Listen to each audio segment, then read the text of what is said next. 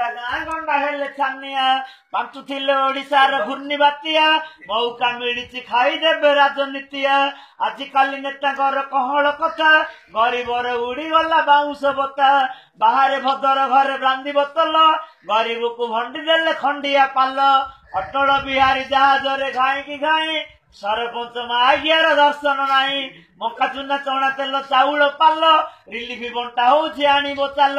କିରୋସିନି ଅଭାବରେ ବିଜୁଳି ବନ୍ଦ ଆମ ଦେଶ ସରକାର ହୋଇଲେ ଅନ୍ଧ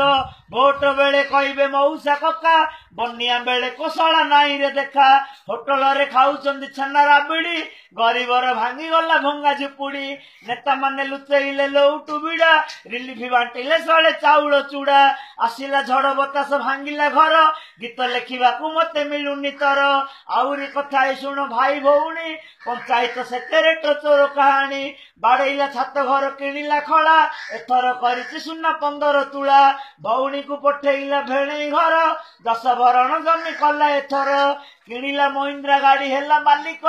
ଆଉ କୋଶଳା ବୁଝିବ ଦଶା ମୂଲିଆ ଦୁଃଖ କାରିଣୀ ପଶିଲା ଆସି ଗାଁ ଭିତରେ ଘର ଭଙ୍ଗା ଟଙ୍କା ଲେଖିବା ଏଥିରେ ଗାଁ ଟାଉଟର ନା କାଟିଦେଲେ ନଥିଲା ଲୋକର ଗୋଟେ ଗୀତ ସରିଲା ଆଉ 3ଟା ଗୀତ ମୋ ପାଖରେ ବାଲାନ୍ସ ଅଛି।